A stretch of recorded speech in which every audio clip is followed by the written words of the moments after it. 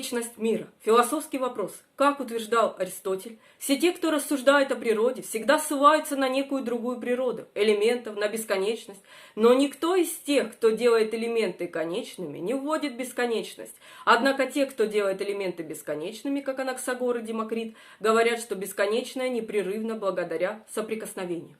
Все философы также рационально рассматривают бесконечное как принцип, ибо оно не может быть напрасным, и в нем не может присутствовать никакая иная сила, кроме силы принципа, ибо все сущее является либо принципом, либо исходит из принципа, но у бесконечного нет принципа, поскольку в противном случае бесконечное имело бы конец.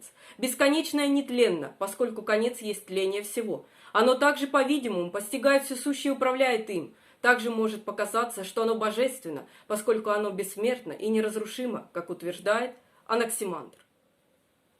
Вечность мира – это вопрос о том, имеет ли мир начало во времени или существует вечно.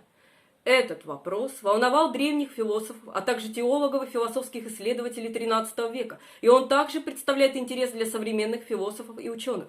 Вечность мира – это также проблема, которая стала предметом споров в XIII веке, когда были заново открыты труды Аристотеля, который верил в вечность мира.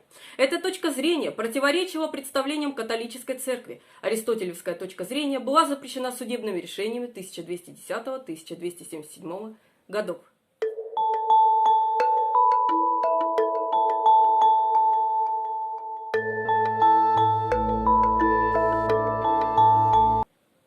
Древнегреческий философ Аристотель утверждал, что мир, должно быть, существовал вечно следующим образом, что все, что возникает из субстрата. Следовательно, если бы материя, лежащая в основе Вселенной, возникла, она возникла бы из субстрата. Но природа материи как раз и заключается в том, чтобы быть субстратом, из которого возникают другие вещи. Следовательно, материя, лежащая в основе Вселенной, могла возникнуть только из уже существующей материи, в точности подобной ей самой. Чтобы предположить, что материя, лежащая в основе Вселенной, возникла, необходимо предположить, что материя, лежащая в ее основе, уже существовала. Поскольку это предположение противоречит самому себе, Аристотель утверждал, что материя должна быть вечной. Его аргумент о движении состоит в том, что если предположить абсолютное начало движения, то объект, который должен подвергнуться первому движению, должен либо возникнуть и начать двигаться, либо существовать в вечном состоянии покоя, прежде чем начать двигаться. Вариант противоречив сам по себе, потому что объект не может двигаться до того, как он начнет существовать, а акт возникновения сам по себе является движением.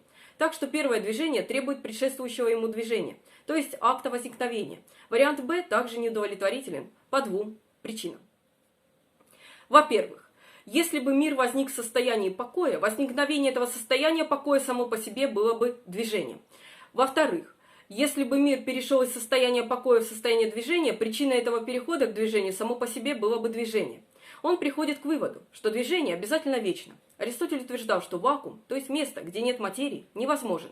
Материальные объекты могут возникать только на месте, то есть занимать пространство. Если бы что-то возникло из ничего, то место, которое должно было бы занять то, что возникает, ранее было бы занято вакуумом, поскольку никакого тела не существовало. Но вакуум невозможен, а материя должна быть вечной. Греческий философ Критолай защищал учение Аристотеля о вечности мира и человечества в целом от стоиков. В естественном порядке вещей нет заметных изменений. Человечество создает себя прежним образом в соответствии со способностями, данными природой, и различные болезни, которым оно подвержено, хотя и фатальны для отдельных людей, не в состоянии изменить целое, точно так же, как абсурдно предполагать, что люди просто родились на земле. Немыслимо и возможность их окончательного уничтожения. Мир, как проявление вечного порядка, сам должен быть вечным.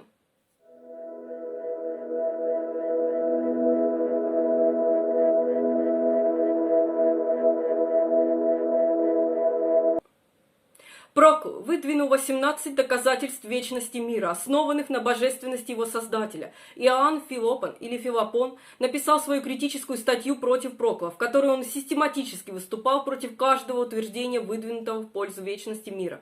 Интеллектуальная борьба с этернализмом стала одной из главных забот Филопона.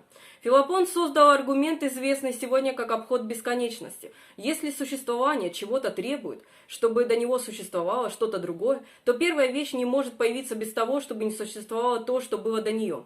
Бесконечное число не может не существовать, не быть сосчитанным, не пройденным, не быть увеличенным. Что-то не может появиться, если для этого требуется бесконечное число других вещей, существовавших до него. Поэтому мир не может быть бесконечным.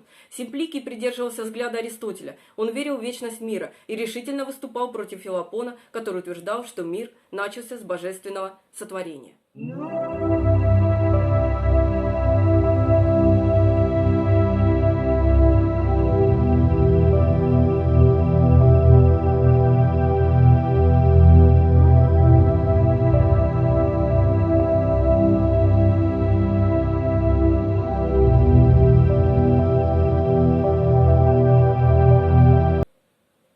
Авиценна утверждал, что до того, как вещь начала реально существовать, ее существование должно было быть возможным. Если бы ее существование было необходимо, вещь уже существовала бы. А если бы ее существование было невозможно, вещь никогда бы не существовала. Следовательно, возможность вещи должна в некотором смысле существовать сама по себе. Возможность не может существовать сама по себе, она должна находиться внутри субъекта. Если уже существующая материя должна предшествовать возникновению всего сущего, то ясно, что ничто, включая материю, не может возникнуть из ничего, то есть из абсолютного небытия.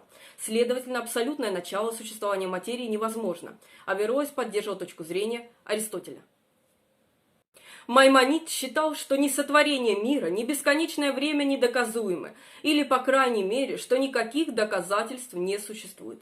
Фома Аквинский утверждал, что ни вечность, ни конечность мира не могут быть доказаны с помощью одних только логических аргументов. Согласно Фоме Аквинскому, возможная вечность мира и его сотворение противоречили бы друг другу. Если бы действующая причина предшествовала своему следствию по продолжительности, или если бы небытие предшествовало существованию по продолжительности. Для Фомы Аквинского утверждение о начале мира было предметом веры. Джордано Бруно, как известно, верил в вечность мира, и за свои взгляды он был сожжен на костре.